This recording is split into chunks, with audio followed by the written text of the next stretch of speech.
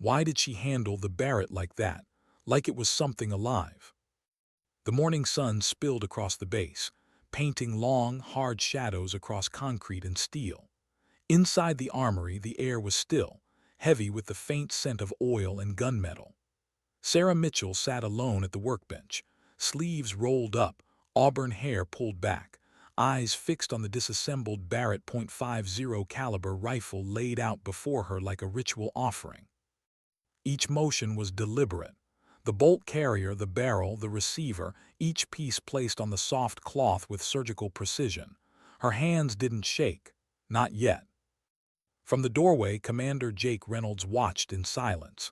He'd led SEAL teams for 15 years, seen calm men crumble and reckless ones die trying to prove they weren't. But this was something else. Sarah's calm wasn't the kind you earned through discipline. It was the kind you built to survive. She didn't see him watching, or maybe she did and just didn't care. The sunlight caught the faint scar running from her temple to her jawline, almost invisible beneath her hair. There was a story behind that scar. There was a story behind everything she didn't say. The rest of the team clattered around outside, boots on concrete, distant laughter, metal cases being loaded into vehicles.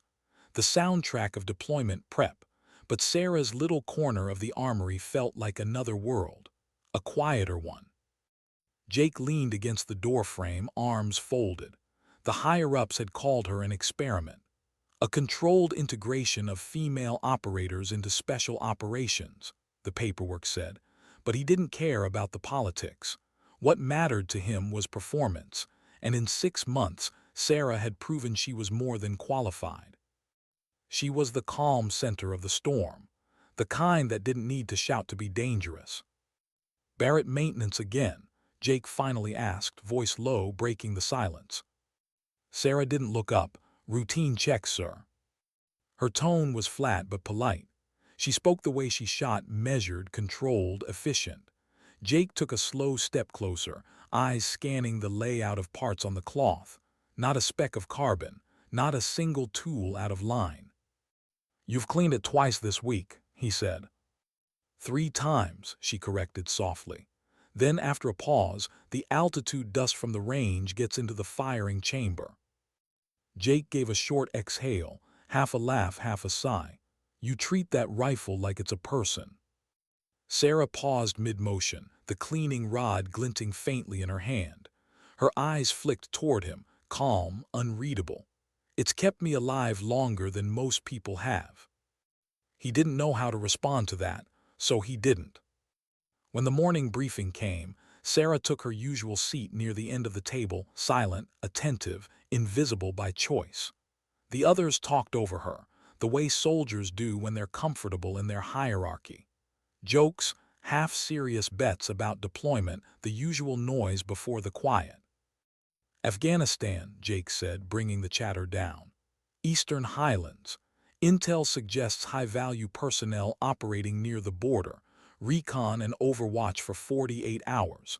Low visibility, steep terrain, possible contact." He glanced around the table. The room tightened. Everyone had seen the casualty reports from that region. "Primary sniper Mitchell, spotter Sergeant Mike Chen." Chen gave a small nod. "Good man, experienced, a steady presence." Still, he glanced sideways at Sarah as if trying to read what wasn't being said. Sarah simply acknowledged the assignment with a small "yes, sir." No hesitation, no excitement.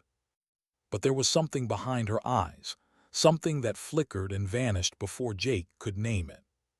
3 days later, the world was mountains. The air was thinner here, the kind that made each breath feel earned. The team moved single file along the ridge, gear digging into their shoulders, the Barrett's weight resting across Sarah's back like a familiar burden. The silence of the peaks was absolute. No birds, no engines, just the crunch of boots on rock and the quiet whisper of wind. They reached their observation post before dawn, settling into a rocky alcove overlooking a narrow valley 2 kilometers below. Sarah's world shrank to her rifle. The bipod legs bit into the uneven ground. She adjusted the elevation until the scope was perfectly level, the barrel steady against the horizon. Every breath, every heartbeat was measured. Chen crouched beside her, spotting scope angled toward the valley floor. Main gate 2,000 meters, he murmured. Guard tower 2,200. Vehicle bay 2,400. Sarah repeated each distance under her breath, fingers tightening slightly on the stock. Wind 5 knots, cross left to right. Copy. Hours passed. The sun crawled across the peaks. Heat shimmered in the air, distorting the world through waves of light. They waited. Snipers live in silence, the kind that can break a person if they don't understand it. Sarah didn't just understand it, she lived in it. Her breathing slowed until it matched the rhythm of the wind. Somewhere behind them, the rest of the SEAL team held perimeter security, their radios whispering intermittent updates. Commander Reynolds' voice occasionally cut through the static, calm, controlled, always watching. But Sarah's world had narrowed to the crosshairs. When the call came through, it was just after midday. Convoy inbound, ETA 20 minutes. Chen's eyes flicked from the radio to the valley. 3 vehicles, standard formation, coming from the south. Sarah's posture changed. The stillness remained, but the focus sharpened. Her thumb brushed the safety. The Barrett seemed to breathe with her. Target vehicle confirmed, Chen said quietly. Middle truck, passenger side, that's our man. Sarah's voice was almost inaudible. Range 2,347. Her scope tracked across the valley, locking onto the compound. Men were dismounting from the vehicles, their movements loose, unaware. Through the glass, their faces were clear as day. Wind steady, Chen whispered. 0.4 mils left. Sarah adjusted. Her breathing slowed further. Her pulse dropped to 40 beats per minute. The world disappeared except for one face, one fraction of a second. The man stopped in the open. 4 seconds. That was the bullet's flight time. 4 seconds where everything could change, wind, motion, fate. Her finger found the trigger. For a heartbeat, the world held still. Then thunder. The Barrett kicked like a living thing, the recoil jolting through her shoulder. Dust rippled down the slope around them. The report echoed off the mountains like rolling artillery. Through the scope, she saw the man drop. No stumble, no second shot, just collapse. Target down, Chen confirmed, voice even. But when he looked over, his expression had changed. Perfect hit. Sarah didn't react, didn't celebrate, she only exhaled. The compound erupted with motion, men running, shouting, searching the ridgelines. But 2 kilometers away, they were ghosts. Command, this is Echo 1, Chen radioed softly. Target eliminated, no compromise, request exfil. Reynolds' reply came almost instantly. Copy that, Echo 1. Extraction point Delta, move now. Sarah was already breaking the Barrett down. Calm, efficient, practiced. They withdrew through the rocks, moving fast but quiet. The sound of the wind covered their steps. By the time enemy patrols reached the ridges, Sarah and Chen were already a valley away. Inside the extraction helicopter, the rotors beat against the sky, the mountains shrinking beneath them. Word traveled fast through the cabin. 2,347 meters, someone muttered in disbelief. That's impossible. Single shot, another added. Chen looked at her across the cabin. You ever miss? He asked lightly, half joking. Sarah gave a small, tired smile that didn't reach her eyes. Everyone misses. You just don't hear about it when we do. She turned away, tightening the rifle's straps. The metal gleamed faintly in the cabin light, still warm from the shot. Commander Reynolds sat across from her, studying her face. There was no pride there, no adrenaline, just stillness. He'd seen that look before, operators who'd crossed the line between skill and survival, who didn't fire because they wanted to, but because they couldn't not. The rest of the team celebrated quietly, talking numbers, recounting the distance. Sarah said nothing. Her hands moved automatically over the rifle, checking the chamber, the scope mounts, the bolt assembly. Always checking. Always perfect. Reynolds finally leaned closer. That was one hell of a shot. She didn't look up. It was necessary. The commander frowned. You make it sound like an equation. Her eyes met his, then calm, unwavering. That's all it ever is, sir, just math and timing. He wanted to believe that, but he saw something else behind those words, a weight she didn't name. Later in the armory back at base, Sarah cleaned the Barrett again. Same ritual, same care. Chen stopped by, still wide-eyed from the day's events. You ever shot that far before? He asked. Sarah didn't answer immediately. She looked up at him, then back to the rifle. Farther. That was all she said. And as she spoke, the faint tremor returned to her left hand. Not from fear, from memory. She hit it quickly, setting the cleaning rod down.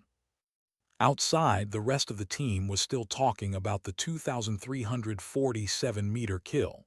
But for Sarah, the distance wasn't the point. It never had been. What mattered was the silence afterward. Reynolds watched her from his office later that night, files still unopened on his desk. Her record was classified beyond his clearance, until now. Tomorrow, he'd finally see what command had been hiding about her past. He already suspected it wasn't medals or commendations that filled those pages. It was ghosts. And for the first time, he wondered if that perfect stillness she carried wasn't calm at all. But the sound of someone holding themselves together, one breath at a time. Why did she clean her weapon like she was washing guilt from her hands? The armory was quiet except for the rhythmic sound of the cleaning rod sliding through steel. Sarah sat at the same bench, sleeves rolled up, expression steady. The Barrett .50 lay in front of her again, broken down into familiar fragments, each piece glinting under the overhead lights. The mission had ended 24 hours ago. Officially, it was a success. Unofficially, it was the kind of operation that left invisible marks. Outside, the team celebrated quietly in the mess hall, music, laughter, the low hum of relief that always followed survival. But Sarah wasn't there. She was here with her rifle, hands moving through ritual motions that looked more like prayer than maintenance. Chen appeared in the doorway, helmet tucked under one arm. You don't sleep much, do you? Sarah didn't look up. Sleep comes when it wants. He leaned against the frame, studying her. You know that shot you made, 2,347 meters. That's going to be talked about for a long time. She paused just for a moment. That's unfortunate. Unfortunate, he repeated, smiling slightly. Most snipers would have that framed on a wall somewhere. I'm not most snipers. He hesitated, then stepped closer. Where'd you learn to shoot like that? Sarah's eyes flicked to him, calm, distant, different places. The tone closed the door. Chen nodded, accepting it. Some questions weren't meant for this room, or maybe for any room. When he left, Sarah's hands resumed their rhythm. Barrel, bolt, scope, the ritual of control. Commander Reynolds sat alone in his office. The classified file finally opened before him. Each page was stamped with layers of clearance codes. Red level access only, COMPARTMENTALIZED information. The kind of file you didn't read without understanding that it would change how you saw a person forever. He read in silence, line after line, mission after mission. 8 years of operations, most in theaters he'd never even been briefed on. Iraq, Syria, places that didn't officially exist. 47 confirmed eliminations. Each line clinical, precise, range, wind, temperature, result.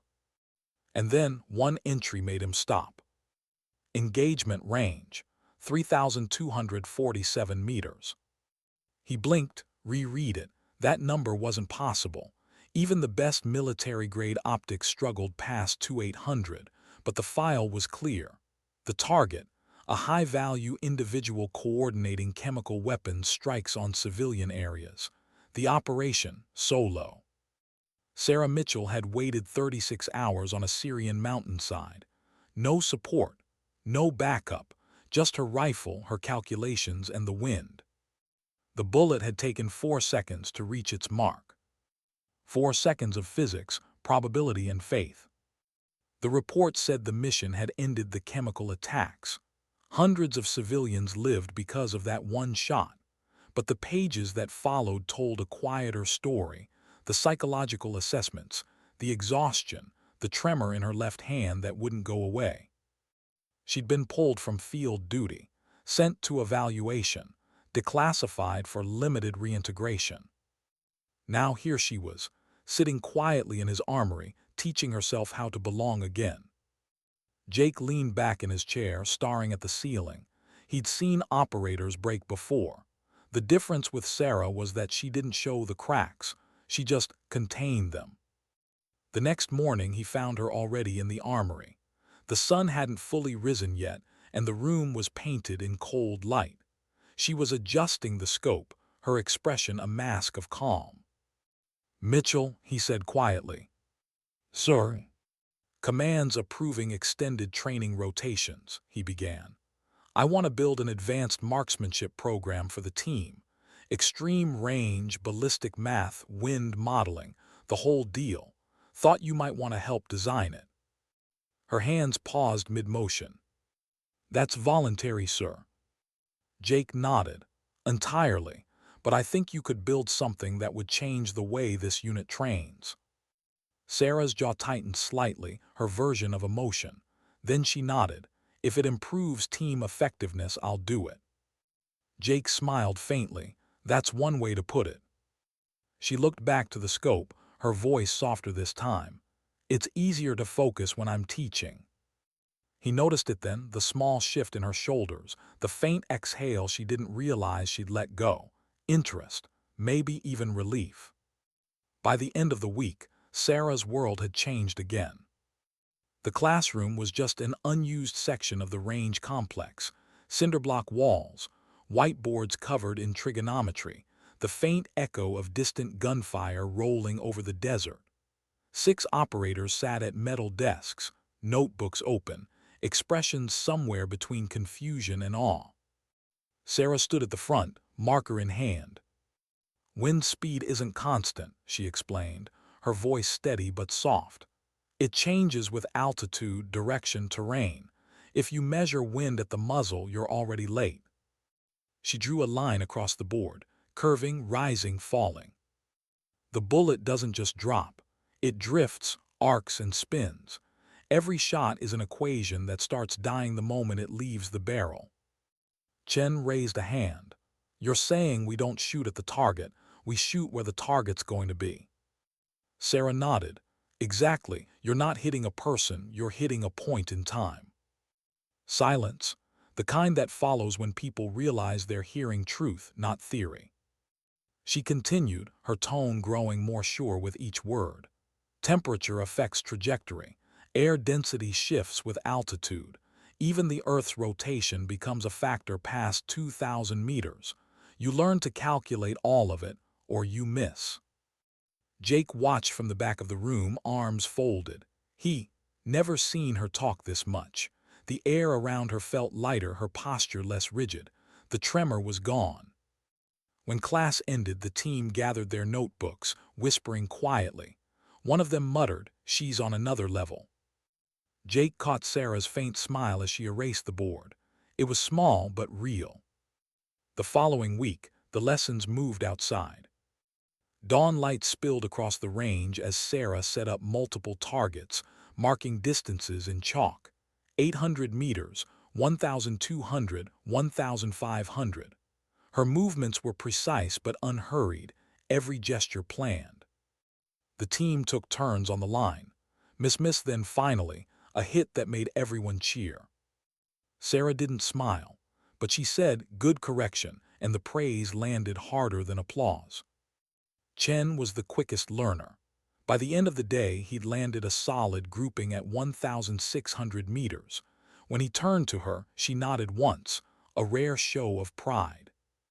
"Wind compensation was clean," she said, "but you overheld on elevation. Remember, thinner air means less drag. Yes, ma'am, Chen replied, grinning. You make it sound easy. It's not, she said quietly. Jake noticed how the others looked at her now, not as a mystery, but as someone they wanted to learn from.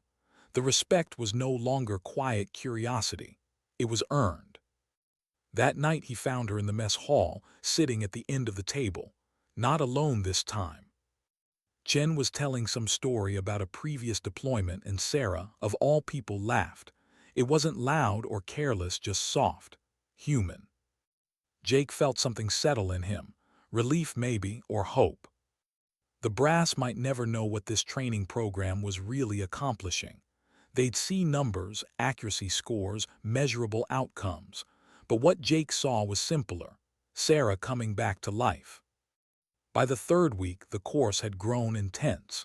The team was now taking shots past 2,000 meters, learning how to calculate wind shifts across terrain, predict thermal distortions, and adjust for the Earth's rotation. Sarah explained it all like she'd been born knowing it. Beyond 2,500 meters, she told them one morning, you're not shooting a bullet anymore. You're negotiating with gravity. Her words carried weight, not poetic, just true. During a break, Chen asked her the question again, gently. That shot in Afghanistan, was that your longest? Sarah hesitated this time. For a moment, the distant look returned, the same one Jake had seen that first morning in the armory, the one that didn't belong to the present. No, she said finally. He didn't press, but she added, almost to herself, it's not the distance that matters, it's what you see through the scope when you pull the trigger. Jake, watching from the range tower, understood what she meant. The bullet doesn't just travel distance, it carries memory. Weeks passed. The training ended with a qualification day, each operator taking their longest possible shot. Sarah moved among them, calm and focused, adjusting scopes, calling wind, correcting stances. When Chen's round hit at 1,800 meters, the entire team erupted in applause. Even Sarah's stoic composure cracked into something resembling pride. Good shot, she said quietly. Good teacher, Chen replied. For a moment she didn't know what to say, then she nodded almost shyly. Keep your breathing steady next time. Jake watched her as she packed the equipment later that afternoon. She wasn't the same woman he'd first met, the one who sat alone in silence, lost in precision. There was warmth now, small but real. And yet, beneath it all, he could still feel something she carried that none of them could reach. The 3,247-meter shot wasn't just a record, it was a scar.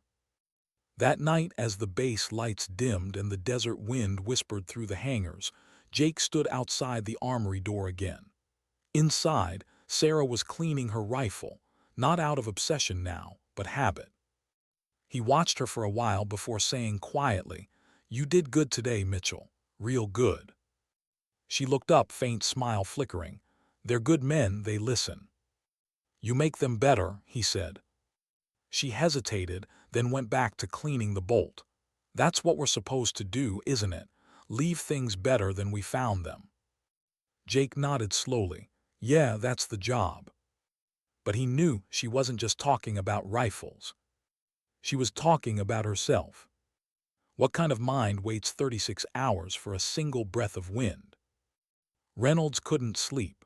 The base was silent, the kind of military quiet that hums beneath fluorescent lights and distant generators.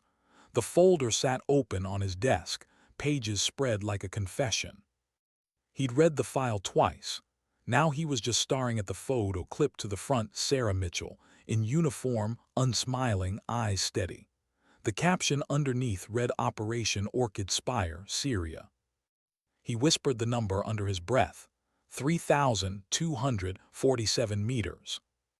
Even saying it felt impossible. According to the report, she had lain prone on a rocky slope for 2 days and a night, watching a valley where her target, a Syrian chem weapons coordinator, was expected to appear. The temperature swung 40 degrees between dawn and midnight. She'd eaten nothing, slept less. The file described everything with brutal precision: air density at elevation, crosswind speed differential, humidity, even Earth's curvature compensation. But the numbers were nothing compared to the margins in the after-action report. Those were handwritten, tight controlled in blue ink. Wind shear unpredictable, adjusted 0.2 mils every 20 seconds, barrel drift minimal, do not breathe on the trigger. Reynolds read it again. It wasn't a report, it was a prayer. Sarah never spoke of Syria. Not in briefings, not to psychologists, not even when she'd been forced through debrief protocols that stripped operators down to raw nerve. She passed every evaluation because she'd learned how to speak just enough. The truth wasn't in her words, it was in the silence between them. She had stayed motionless for 36 hours, watching the valley through her scope. Every minute she recalculated. Wind at muzzle, 3.2 knots east. Mid-flight drift, 1.7 south. Temperature gradient, 7 degrees drop across the span. She'd written everything in the dirt beside her, a map of equations. When the target finally appeared, a man in desert robes stepping from a truck, she had 13 seconds. 4 to confirm, 3 to adjust for wind, 2 to exhale, 1 to pray the world stayed still. Then 1 heartbeat, 1 pull. 4 seconds later, the man was gone. But there was something the file didn't say. After the shot, Sarah didn't move, not for an hour. The radio crackled with her handler's voice: confirm engagement, confirm impact. Nothing. Then finally, target neutralized. But her voice sounded hollow, distant, like it came from somewhere far away. The mission had been a success.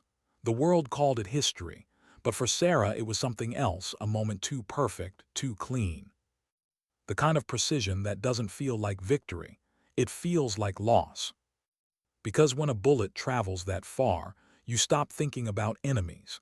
You start thinking about how small a life really is, how it disappears before the sound reaches it. The next 6 months vanished into classified rehabilitation, a white facility with blank walls and locked doors where silence was measured like medication. She was labeled combat effective but emotionally compromised. They taught her to breathe again, taught her that not every silence had to mean vigilance. But you can't unlearn the math of killing. You can only bury it under other equations. When Reynolds finished reading, dawn was breaking. He closed the file and locked it in his safe. The metal clink echoed in the room like punctuation. He stared out the window, watching the light crawl across the tarmac. He finally understood why she cleaned that rifle the way she did. It wasn't ritual, it was penance. The next morning, Sarah was already at the range before the sun came up. Her breath steamed in the cold air as she set the Barrett on its bipod, adjusting the scope. She wasn't scheduled for training, she just needed the quiet. When she fired, the sound rolled through the valley, deep, resonant, final. Reynolds approached from behind, hands in his pockets. "You're early." "Couldn't sleep," she said without turning. He studied her silhouette against the dawn, perfectly still, hair pulled tight, the same posture he'd read about in the file. 3247, he said softly. The number hung between them like smoke. Sarah froze. Then, after a long moment, she lowered her rifle. "You read it." He nodded. "I had to." She was silent, the wind tugging at her hair. Then she said, almost to herself, "They shouldn't have kept it. That record.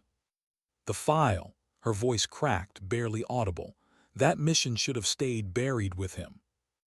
Reynolds stepped closer. "It saved lives."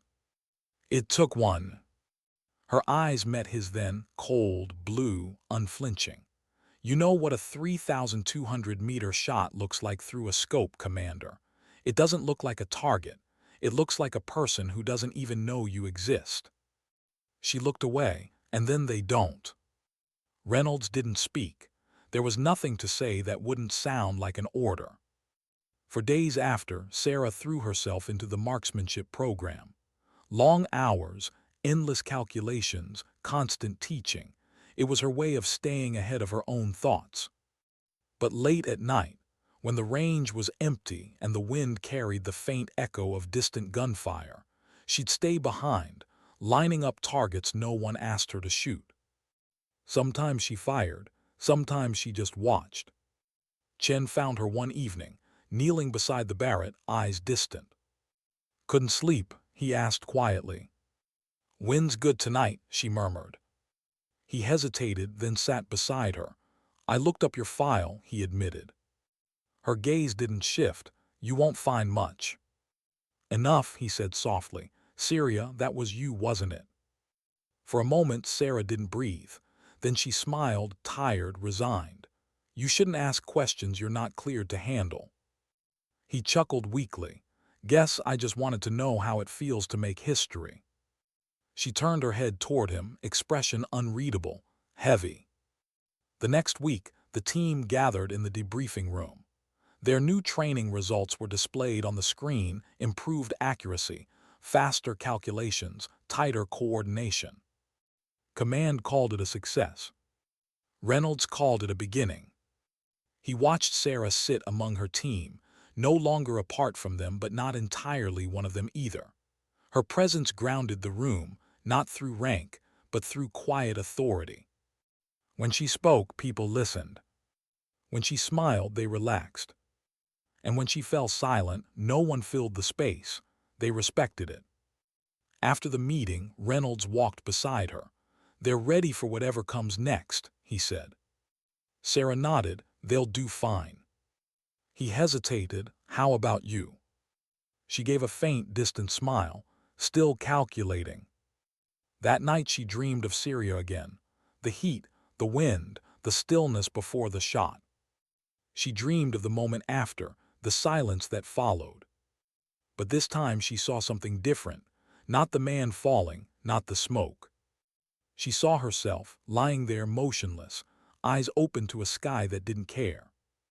And she realized the distance between her and the target had never really closed.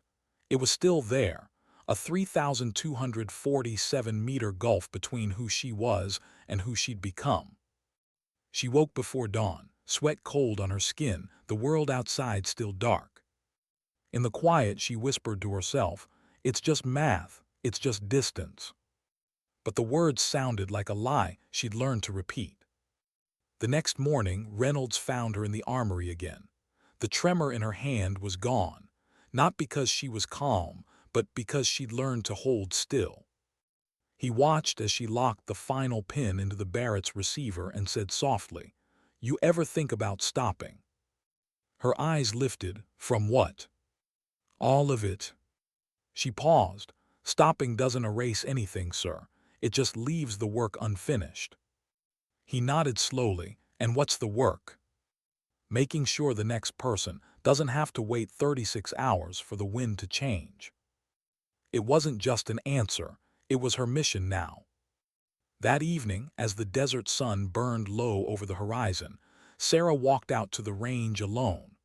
The air shimmered with heat, the targets nothing but faint outlines against the distance. She lay prone, settling the rifle into her shoulder. For a long time she didn't fire. She just looked through the scope, across the sand beyond the horizon.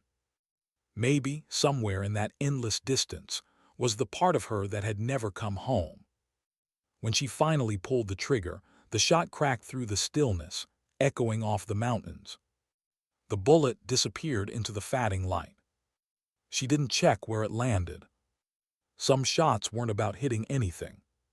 Some were just about letting something go. How do you rebuild something you've spent years learning to live without? The desert air was thin that morning, cold enough to sting the lungs. Sarah stood at the edge of the range, arms folded, watching the horizon shimmer. The team was assembling behind her, boots crunching, gear clattering, laughter mixing with the hum of engines warming up. It still surprised her, that sound. Laughter.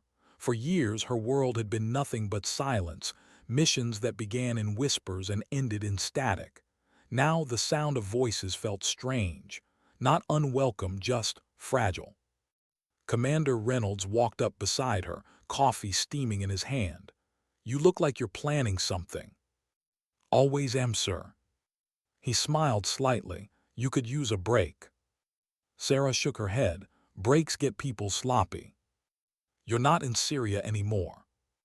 Her jaw tightened just enough to betray the memory. "No, sir, but I remember what it took to come back from there." Jake studied her for a long moment. There was still distance in her, like she was standing at the edge of something invisible, afraid to step forward.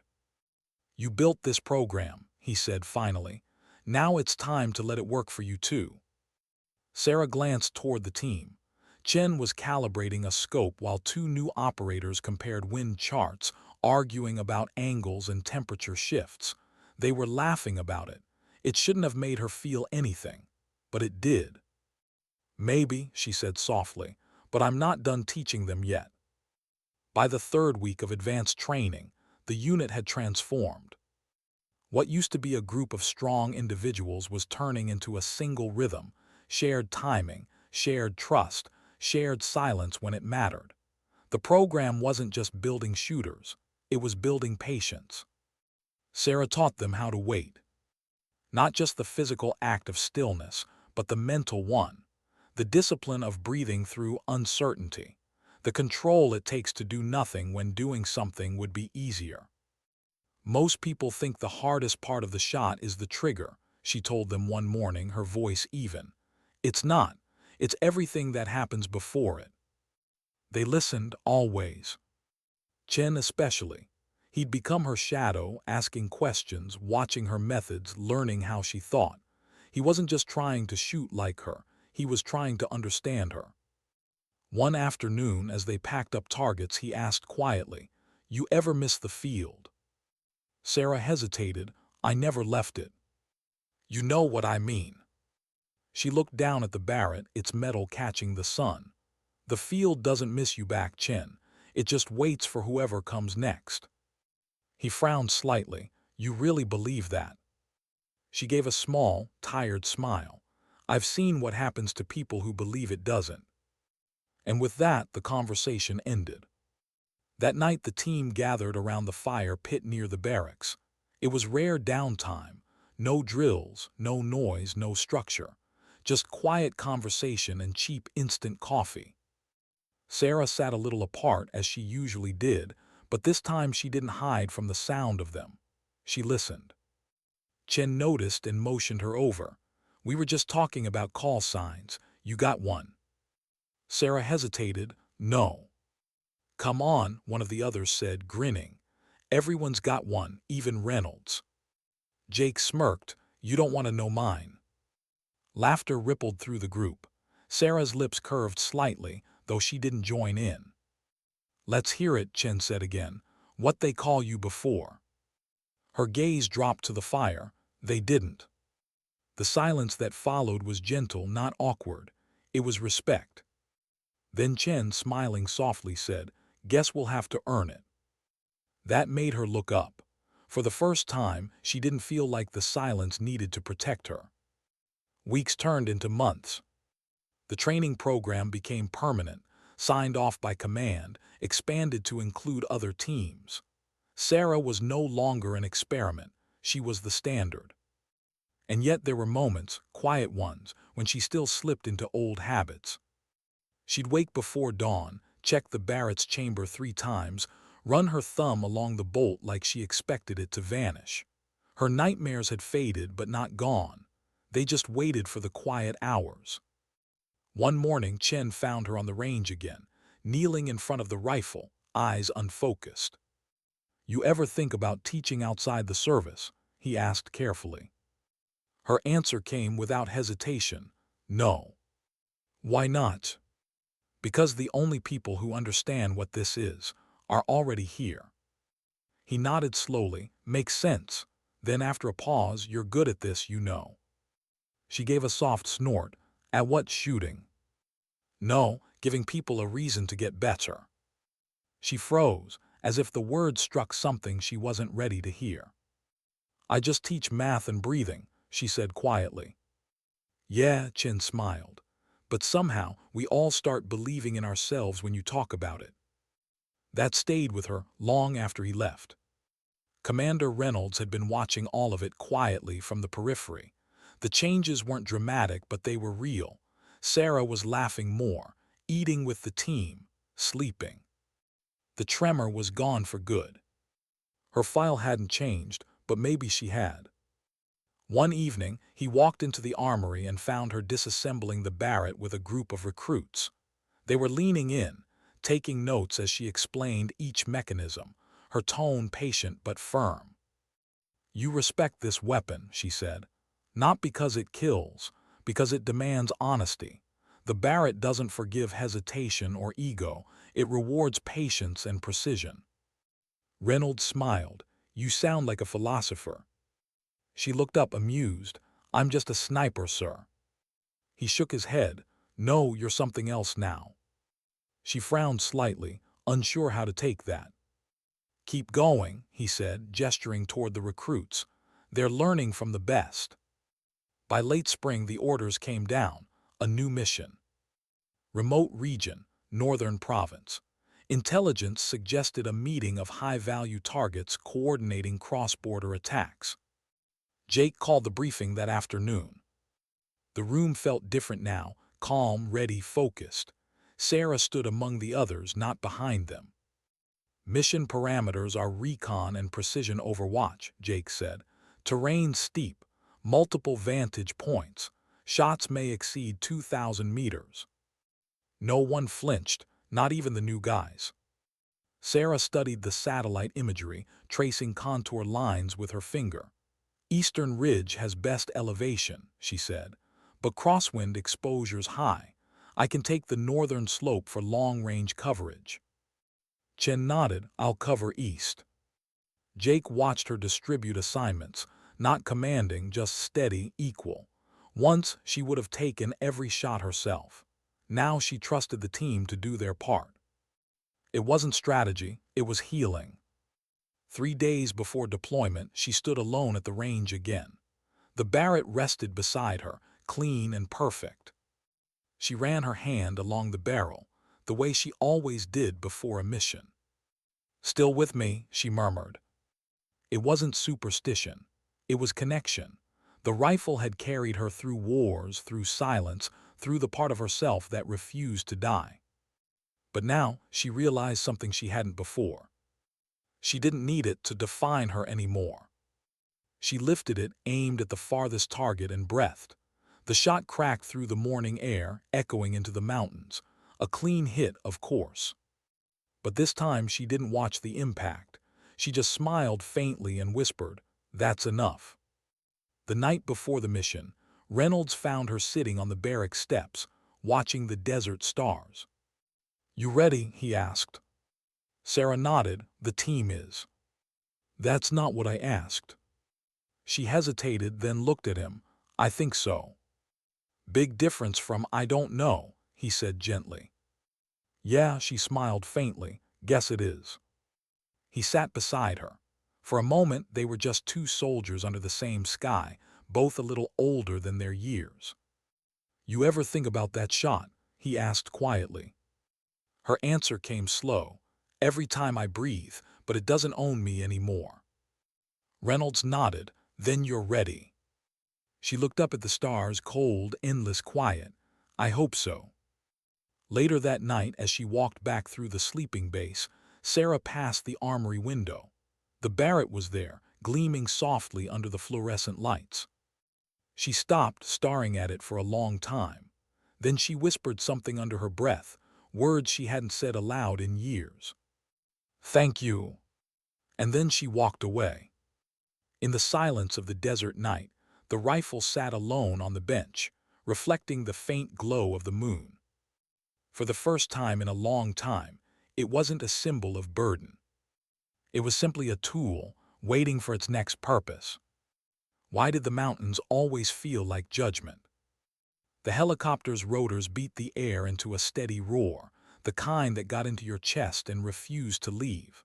Through the open side door, Sarah watched the terrain unfold below: sharp ridges, fractured valleys, rivers of dust cutting through stone. The world looked ancient here, silent, indifferent. Beside her, Chen adjusted his headset, shouting over the noise. Elevations higher than the maps showed.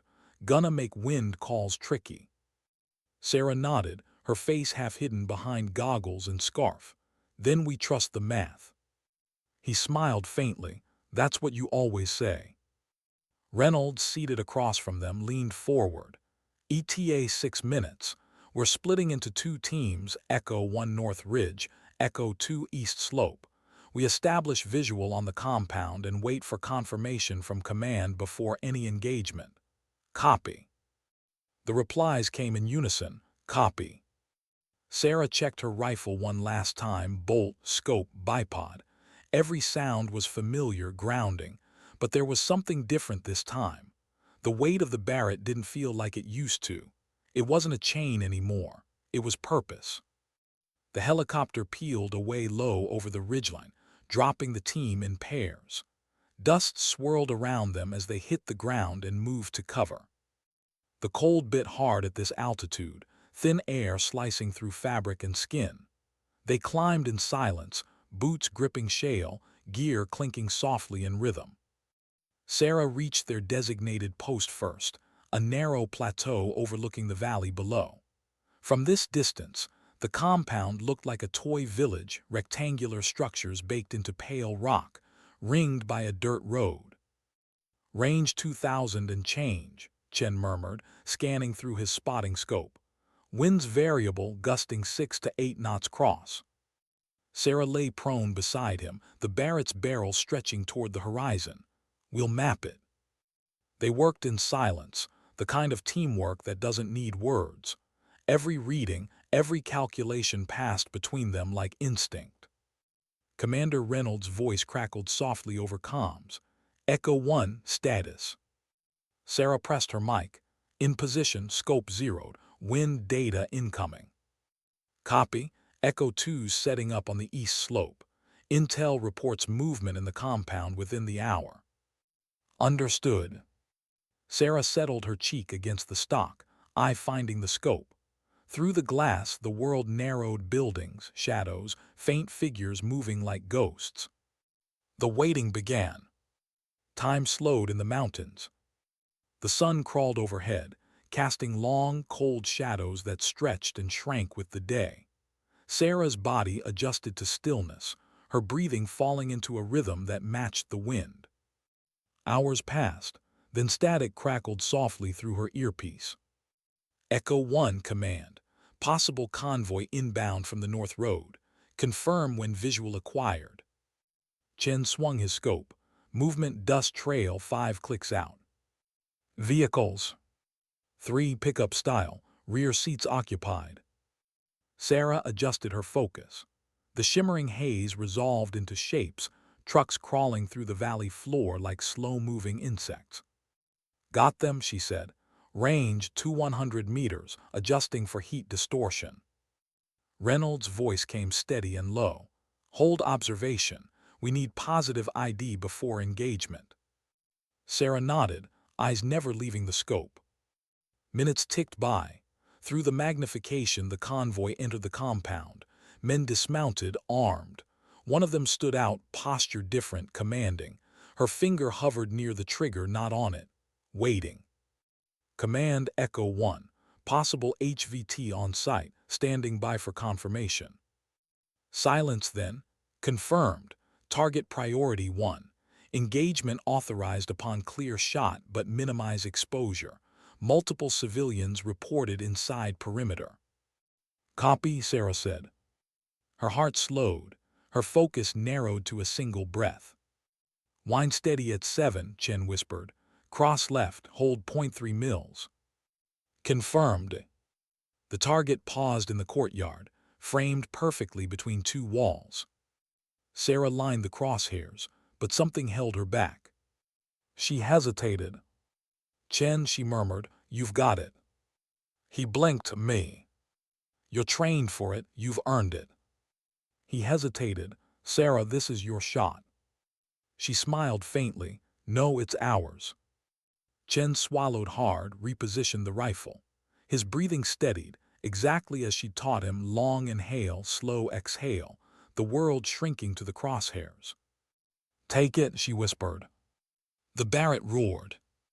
Through her binoculars, she watched the target fall. Target down, Chen said softly. His hands were shaking, but not from fear, from adrenaline, from disbelief. Sarah's hand came to rest on his shoulder. Good shot. He exhaled, a trembling laugh breaking through. That was. Focus, she said gently. We're not clear yet. The compound exploded with movement, men scattering, weapons raised, confusion spreading like wildfire. Reynolds' voice came through the comms. Echo 1 break position. Echo 2's covering south route. Exfil in 5. Copy, Sarah said. They moved fast, breaking down the Barrett, securing their packs, vanishing into the rocks before anyone could triangulate their position. The wind howled against the cliffs, carrying their footsteps away. By the time they reached the extraction zone, the sun was bleeding out across the horizon. The helicopter swept in low, kicking up dust. They boarded under firelight skis, hearts still pounding. Inside the cabin, the team was quiet.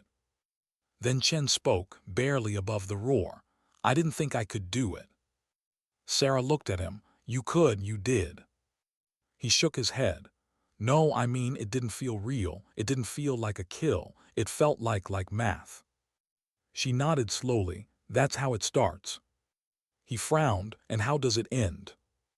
She didn't answer. Reynolds watched them both, the wind roaring through the open door. He'd seen that same exchange before, different faces, same weight, the transfer of burden. Sarah had done more than train a shooter. She passed on the silence that came after. Back at base, the debriefing was efficient and uneventful. The operation was a success. 0 casualties, confirmed elimination, full withdrawal. Command was pleased. Sarah gave her report like she always did, precise, emotionless, factual. The team had performed with textbook precision. No mistakes. But later that night, when the lights went out and the base settled into stillness, she sat on her bunk staring at her hands. She'd done it again, not the shot, but the thing that came after. She'd created another version of herself. Chen's voice echoed in her memory. It didn't feel real. That's how it begins.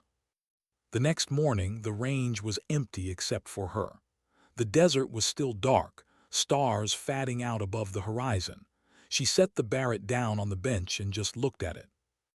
You're not mine anymore, she whispered. Her hand brushed the metal. The familiar chill that had once steadied her now felt distant.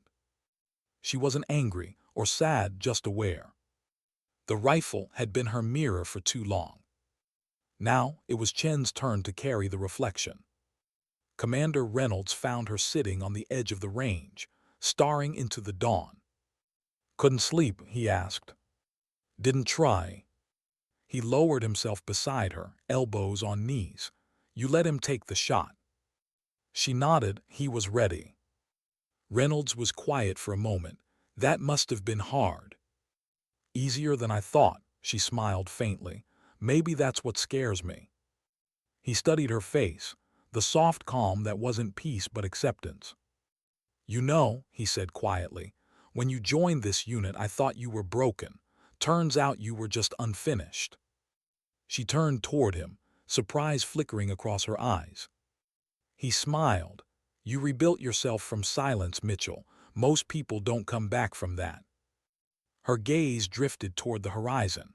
The first light of morning touched the edges of the mountains, turning them gold. Maybe I didn't come back, she said softly. Maybe I just stopped running. Later that day, she stood in front of the team for a final after-action review.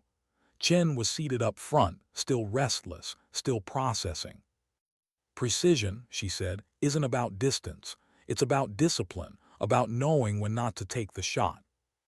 Her voice was calm, steady.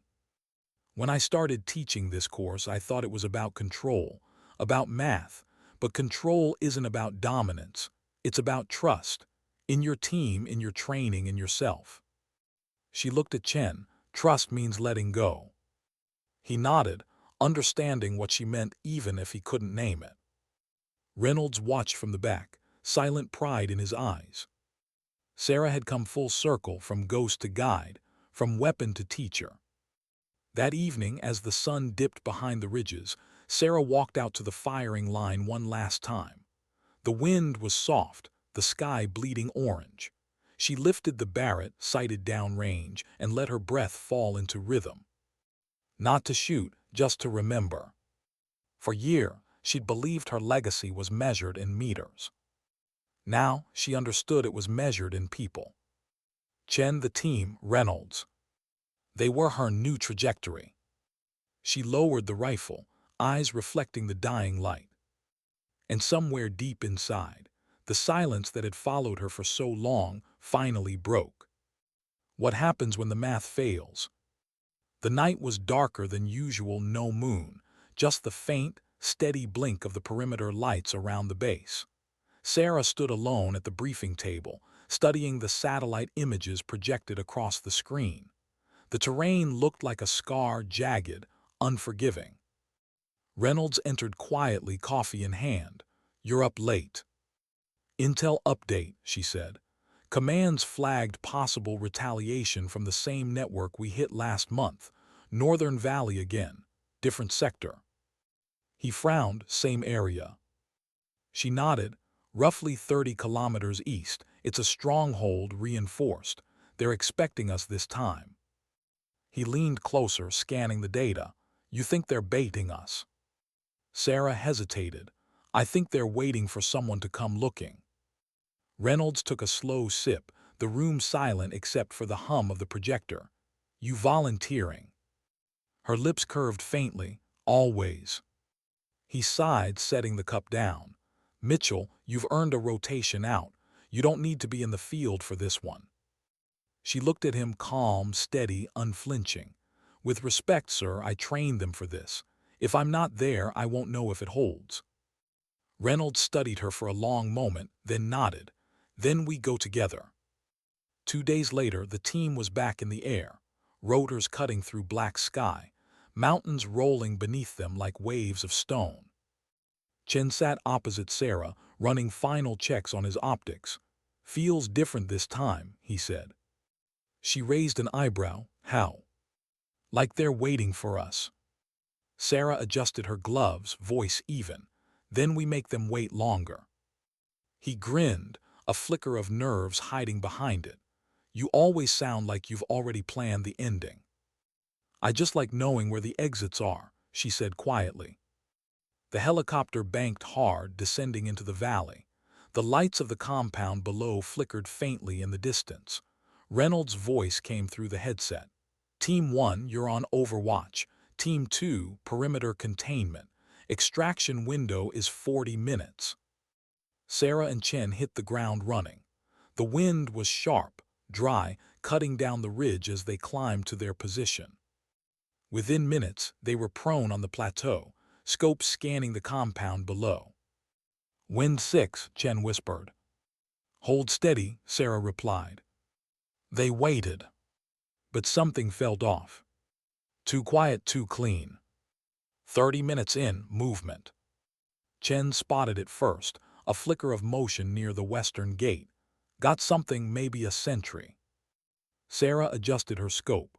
Through the glass, she saw the shimmer of heat off metal, not a sentry. "A lens." "Spotter glass," she whispered. Chen froze. "They're watching us." "Watching something, maybe everything." Her radio hissed softly. Reynolds' voice, "Echo 1, report." Sarah pressed her mic. "We're compromised. Counter-sniper presence confirmed. Western Ridge elevation approximately equal. Request permission to reposition." Before Reynolds could answer, the crack of a rifle split the air. The shot missed by inches, rock splintering beside her face. "Contact," Chen shouted, rolling to cover. "Relocate," Sarah barked. They scrambled backward, sliding down a slope of shale, dust clouding around them. Another shot tore through the rocks above. Direction, Reynolds' voice came sharp through comms. Sarah's tone stayed calm. West by northwest, high ridge, distance unknown. They've got elevation and angle advantage. Understood, Team 2's moving to flank. Hold your position. Negative, Sarah said. We're too exposed. Mitchell. Sir, if we stay, we die. Silence, then move. They sprinted through the darkness, lungs burning in the thin air, each footstep crunching against loose gravel. Keep low, Sarah hissed. Another round whistled past, ricocheting off stone. Chen stumbled, catching himself with a grunt. Hit, she asked. No, close. They dove behind a boulder, breath ragged, hearts pounding. Sarah leaned her head back against the rock, closing her eyes for a split second. She could feel it, the old rhythm returning. The calm, the focus that came only when everything else started to fall apart. But this time she wasn't alone. She forced the calm down, made it smaller. You good? Chen nodded, adjusting his scope. Think I've got him. She followed his gaze. Through the shifting dark she caught it, a faint muzzle flash, half a second at a time. Range. 200. Sarah exhaled. You take it. Chen froze. Now. Now. He steadied his rifle, breathing deep. The wind shifted. He corrected. The trigger broke. A distant pop, then stillness. No movement, no flash. Sarah's voice was a whisper, target down. Chen's exhale shook with adrenaline. That was. Clean, she said, and loud enough to wake up the valley. We move. They reached a new vantage point within minutes higher, sheltered by a rock overhang. From here, they could see the compound again, its lights flickering erratically. Something's wrong, Sarah murmured. Too much power fluctuation. Then she saw it, heat signatures gathering near the south perimeter. Dozens. Ambush, she whispered. They knew we'd come back. Reynolds' voice cut in over comms. Echo 1, fall back to the secondary extraction zone. Helicopter inbound in 12. Copy, she said. But as they started moving, the sound hit them first, distant, low, mechanical. Engines. Convoy, Chen said. Fast from the east road. Sarah's stomach dropped. We'll never make it to the evac point before they do. Suggestions? Reynolds asked. Sarah's eyes flicked to the compound. We hold high ground, use it. Mitchell. Sir, trust me. A pause, then quiet approval. Make it count. They dug in at the ridge, no time to think, only to act. The barrack came alive under Sarah's hands, heavy, certain. Chen took position beside her, feeding data, scanning for movement. 3 trucks, 15 hostiles, he whispered. Range. 1-800. Sarah's breath slowed. On my mark. She lined the scope, exhaled and fired. The Barrett thundered, the recoil kicking like memory. One truck's engine block shattered, flames bursting from its hood. Men scattered, shouting, firing blindly into the darkness. Chen took the next shot, clean through a gunner's chest. The third truck braked hard, tires squealing. They worked in perfect rhythm, 2 rifles, 1 purpose. By the time the dust settled, the survivors were retreating toward the compound. Silence returned, broken only by the ringing in their ears. Sarah lowered her rifle, her hands were steady, her breathing calm.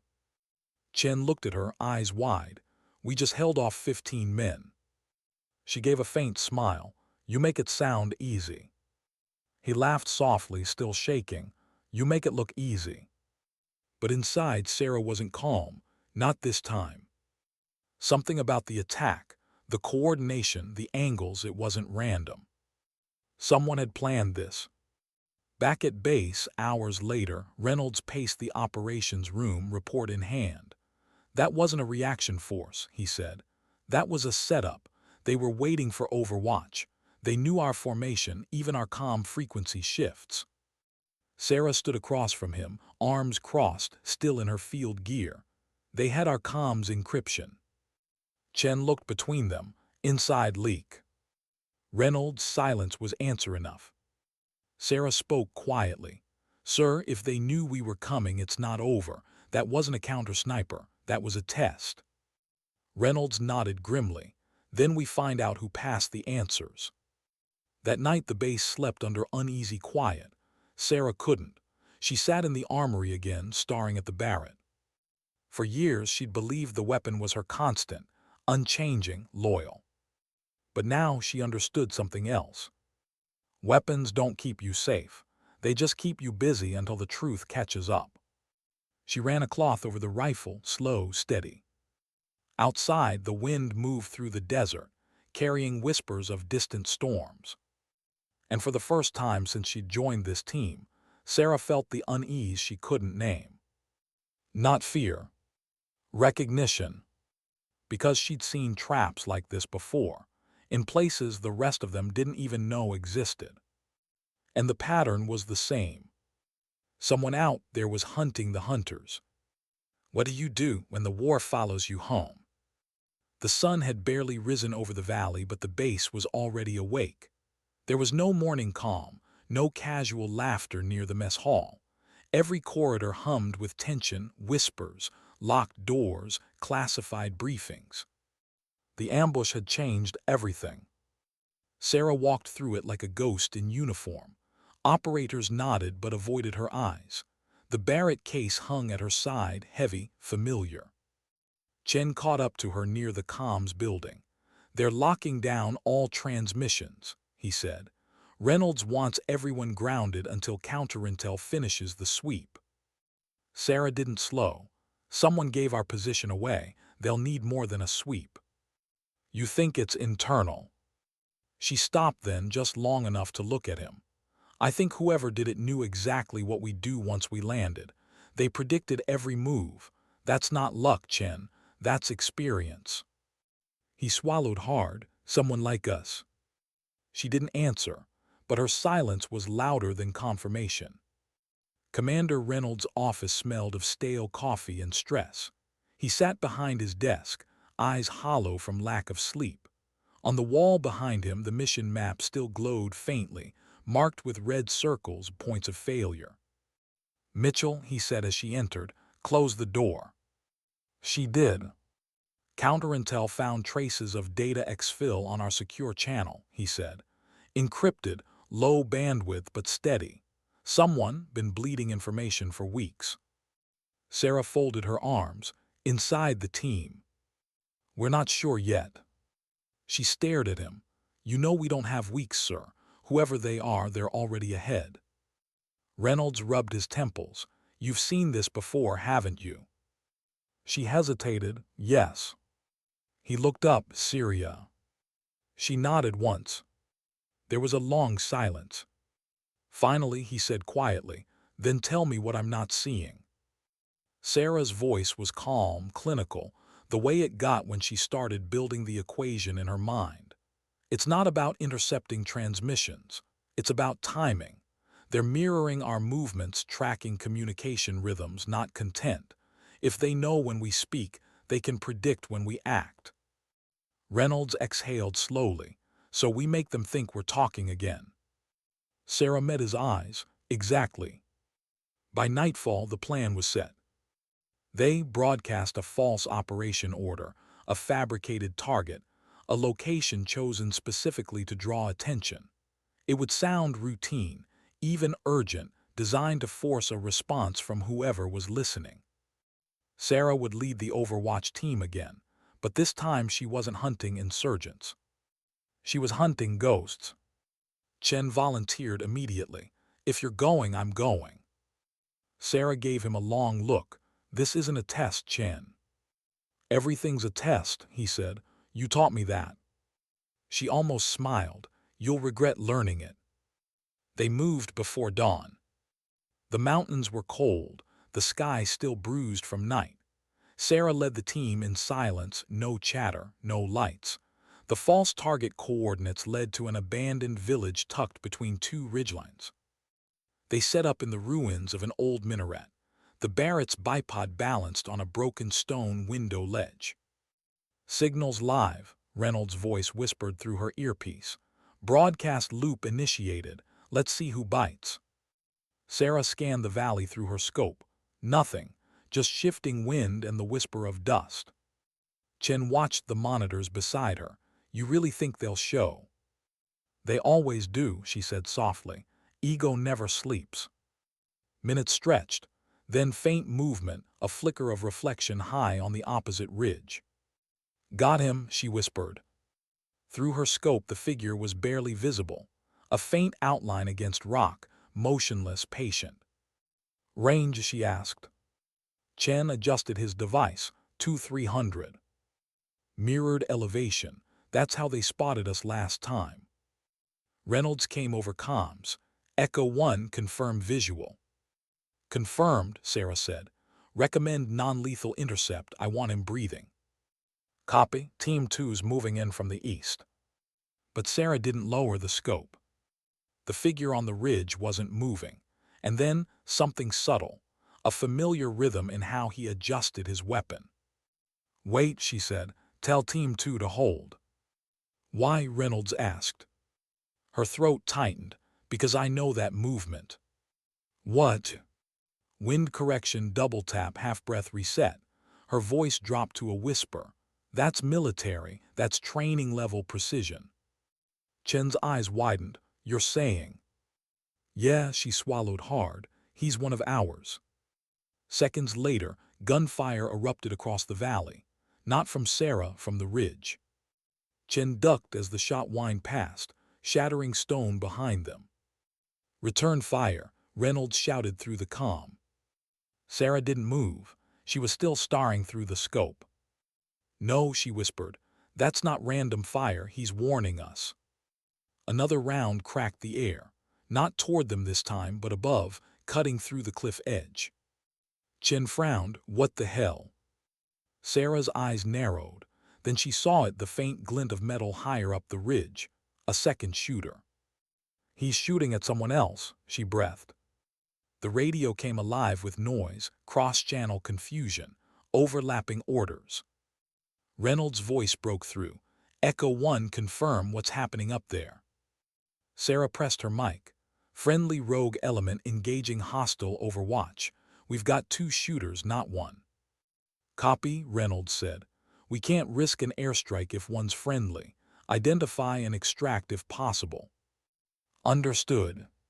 She looked at Chen. We're moving. They climbed hard, hands clawing through gravel and shale, breath burning in the thin air. The gunfire had stopped by the time they reached the ridge. The silence was heavy, dangerous. Sarah crouched low, rifle ready, scanning the slope. Then she saw him. The figure was slumped against a rock, rifle at his side, blood darkening his sleeve. She approached slowly, weapon raised. Stay back, Chen warned, covering her flank. Cover me, she said. She knelt, checking for a pulse, still there, faint but steady. She reached for his shoulder, turning him slightly. And froze. The face beneath the dirt and blood was familiar, too familiar. Sarah, Chen's voice faltered. You know him. Her mouth went dry. Yeah. The man's eyelids fluttered. His voice was hoarse, broken. Didn't think they'd send you. Jackson, she breathed. Reynolds' voice crackled over comms. Mitchell, report. She stared at the man. It's Sergeant Jackson Vance, former Tier 1, presumed KIA in Syria. The line went silent. Jackson coughed weakly, a bitter smile ghosting his lips. Guess someone forgot to tell me. They carried him down under cover of darkness. The evac bird met them in the valley, engines whispering against the night. Sarah sat beside him in the cabin, the noise of the rotors deafening. He was fatting fast. Why? She asked over the roar.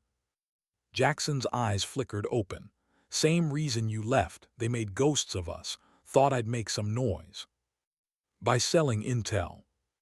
He managed a laugh, rough, painful. Not selling, trading. They took my name, I took their attention. Her jaw clenched. People died. He looked at her, really looked. You think I don't know that? The silence between them was heavy. Finally, he said, "You ever wonder why they keep sending people like us back out there? Because we don't break, we just fade." Sarah shook her head. "You faded into betrayal." He smiled weakly. "No, Sarah, I faded into freedom." His pulse slowed, then stopped. Sarah stared at him for a long time, the noise of the helicopter fading into static. When they landed back at base, she didn't speak. She just walked straight to the armory. The Barrett was already on the table, gleaming under the lights. Chen followed her uncertain. "You okay?" Sarah didn't look up. "He was one of us, Chen, same training, same program." Reynolds entered behind them, his voice low. "And now he's gone." Sarah's hands tightened on the rifle. "Not just him. There'll be others. He wasn't working alone." Reynolds studied her face, the calm mask returning, the one he'd hoped was gone for good. "What are you thinking?" he asked quietly. She lifted her eyes, and in them was the same stillness she'd carried in Syria. "I'm thinking it's time we finish what they started." Reynolds hesitated. "Mitchell." "I'm not asking, sir." For a moment the room felt colder. Then Reynolds nodded. "You've got 48 hours, but this time don't go alone." That night Sarah sat outside the barracks, the Barrett resting across her knees. The stars above were distant, indifferent. Chen joined her, sitting wordlessly beside her. After a long silence, she said softly, "He used to be my spotter." Chen didn't respond. "We made that 3,247-meter shot together," she said. "I thought I was alone that day. I was." She looked at the rifle, fingers brushing the cold metal. "Guess ghosts always travel in pairs." Chen finally spoke. "So what now?" Sarah's answer was quiet, certain. "Now we find the rest." The night wind rose, carrying sand across the base, whispering through the flags and antennas. Somewhere in that sound, if you listened close enough, was something that almost sounded like breathing, steady, patient, inevitable. Sarah closed her eyes and exhaled. The calm had returned, but it wasn't peace. It was purpose. Why does silence always come before the truth? The morning after Jackson's death, the base was drenched in a cold wind that smelled like rain and sand. Sarah stood on the tarmac, hands buried in her jacket pockets, watching the storm build over the mountains. She hadn't slept. The image of Jackson's face, his calm, resigned half-smile, replayed in her mind over and over. Reynolds joined her, quiet as always. He didn't speak at first, just stood beside her, staring at the same clouds. "They found something," he said finally. "Encrypted messages buried in our own network. Jackson wasn't working alone. He was covering for someone, a handler, still active." Sarah's eyes stayed on the horizon. "Inside." He nodded grimly. "Inside." She exhaled slowly. "Then you know what comes next." Reynolds looked at her. "I do, but I'm not sending you to clean it up alone." Sarah turned to him, calm but resolute. "You don't have to send me. I'm already going." He studied her for a long time. Then quietly, "You're not doing this for justice, are you?" She hesitated. "No, I'm doing it for quiet." They left that night. No official order. No operation name. Just Sarah, Chen, and two others from the team she trusted most, men and women who'd learned her kind of silence. The coordinates led them back into the same mountains, miles from where Jackson had been found. The intel came from his recovered tablet, a breadcrumb trail of dead drops and coded transmissions, all leading to a relay station hidden in an abandoned communications outpost. When the helicopter touched down, the world was already asleep. "Comms blackout from here," Sarah said as they disembarked. "If we lose signal, we fall back to Point Echo." Chen nodded, tightening the strap on his pack. "What are we expecting?" "Answers," she said, "and maybe a bullet." They reached the outpost just before dawn. It stood half buried in the sand. Rusted antenna towers, shattered windows, and a satellite dish tilted like a broken arm against the sky. Sarah motioned for the others to split and sweep. Inside, the room smelled of dust and oil, desks overturned, cables still dangling from the ceiling. But beneath the decay, something pulsed, faint light from an active terminal buried under a tarp. "Got something," Chen whispered. Sarah approached. The screen glowed faintly, encrypted feed lines, time-stamped transmissions still trickling in. "This isn't dead," she murmured. "Someone been here recently."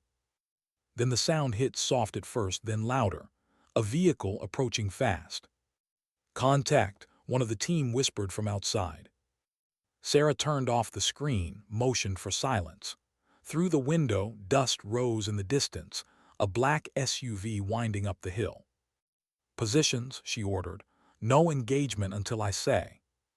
The vehicle stopped near the base of the tower. One figure stepped out. Sarah raised her scope, breath catching. She knew that face. Major Holly's. Reynolds' second in command. The betrayal didn't surprise her. What surprised her was how calm she felt seeing it. Holly's walked to the tower, checking the terminal's power line. He was relaxed, too relaxed, like someone who'd been doing this for a while. "Command-level clearance," Chen whispered. "That's how they slipped through." Sarah nodded, and Jackson took the blame. "What do we do?" She hesitated. Her finger hovered near the trigger. She could end it now, one round, clean, done. But the moral reflex, that small, quiet thing she'd been rebuilding, stopped her. She whispered, "We get proof." They waited until Holly's entered the structure, moving deeper toward the control room. Sarah and Chen followed silently through the corridors, weapons low, boots soft against concrete.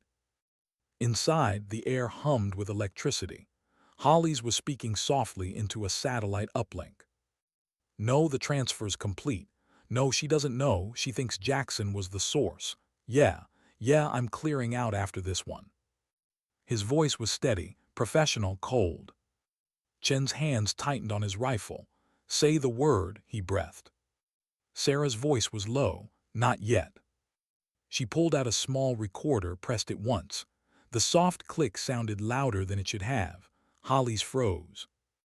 He turned, hand going to his weapon. "Drop it," Sarah said, stepping from the shadows. His eyes widened slightly. "Mitchell." "Step away from the terminal." Holly smiled faintly, lowering the gun but not dropping it. "I was wondering how long it would take you." Chen aimed tense. "Do it." Holly's looked between them, calm as ever. "You think you're fixing something, Sarah. You're just feeding a different machine." Her jaw clenched. "You leaked coordinates, got men killed." His expression didn't change. "And you think the brass didn't sign off on half of it? Come on, Mitchell. You of all people know the math. One target justifies 10 ghosts." "Not this time," she said. He sighed, shaking his head. "Still the idealist. You'll die with that." And then he moved fast. A flash, a gunshot. Chen fired back. The sound echoed through the concrete hall like thunder. Holly's fell. Sarah dropped to one knee beside him, eyes locked on his. His lips trembled with a faint smirk. "You'll see, they'll replace me by morning." Then the light left his eyes. Outside, the wind had picked up again, scattering dust across the valley. Sarah stood there, staring at the horizon. Chen approached quietly. "You okay?" She nodded. "No, but it's done." He looked back toward the outpost. "What do we tell command?" "The truth," she said softly, "for once." They hiked back to the extraction point in silence. The helicopter came as the sun crested over the mountains, painting the sand in gold. As they lifted off, Sarah looked down at the outpost shrinking below, a scar in the earth, fatting beneath wind and light. Back at base, Reynolds was waiting. The look on his face said he already knew. "It was Holly's," Sarah said quietly. "We have proof, transmission logs, voice recording." Reynolds nodded slowly, eyes heavy. "Command will bury it." "I know." Then why risk going? She looked at him steady, unflinching. Because I needed to know. He studied her for a long time, then said softly, "You always were your own mission." Days passed. The investigation went nowhere, just as she'd expected. Holly's was officially listed as killed in action during unauthorized recovery. The network shut down, files sealed. Life at the base returned to routine. But Sarah was different. She didn't carry the Barrett anymore. She turned it in herself, sliding it across the armory desk with quiet hands. Chen had tried to stop her. "You can't just walk away from what you are." She'd smiled faintly. "I'm not. I'm walking toward what I might be." Her days became quieter after that. Training cadets, teaching wind calls, watching sunsets from the range without touching a rifle. One afternoon, Reynolds found her there, sitting cross-legged on the gravel, notebook open on her lap. "Writing something?" he asked. She smiled, trying to remember how to live without waiting for a target. He sat beside her. "How that going?" She looked at the horizon, slow but steady. Reynolds nodded. "Command offering you a desk, strategy division." She shook her head. "No more walls. I think I'll teach. Real shooting, the kind that saves more than it takes." He smiled faintly. "You know, Mitchell, for someone who never says much, you've changed a lot of people." She glanced at him, "You included." He chuckled, "Especially me." That evening, as the sun dipped below the mountains, Sarah walked the range one last time. The target stood still in the distance, paper silhouettes against fading light. She picked up a single round from the bench, rolled it between her fingers, and set it down again. Then she whispered, almost to herself, "You taught me well." The wind carried the words away. Behind her, Chen approached quietly. "You heading out?" "Yeah, tomorrow." He nodded. "You ever think you'll come back?" She smiled faintly. "Every time the wind changes." He didn't understand what she meant, not yet, but he would, someday. As the last light faded, Sarah looked up at the stars. They were the same ones she'd seen over Syria, over the desert, over every place where death and silence had followed her. But now they didn't feel cold. Just quiet. And in that quiet, she finally understood something she hadn't before. She'd spent years trying to find meaning in the distance, in the shot, the math, the control. But dignity wasn't in precision. It was in restraint. It was in the choice to stop. Later, when the night grew deep and the base lights dimmed, the wind swept softly across the range. The empty bench, the untouched rifle case, the faint echo of her voice still hung there like a memory refusing to fade. She didn't leave a note. She didn't need to. Because her legacy wasn't written in words or medals. It was written in the silence she left behind. Sometimes dignity doesn't speak. It simply acts.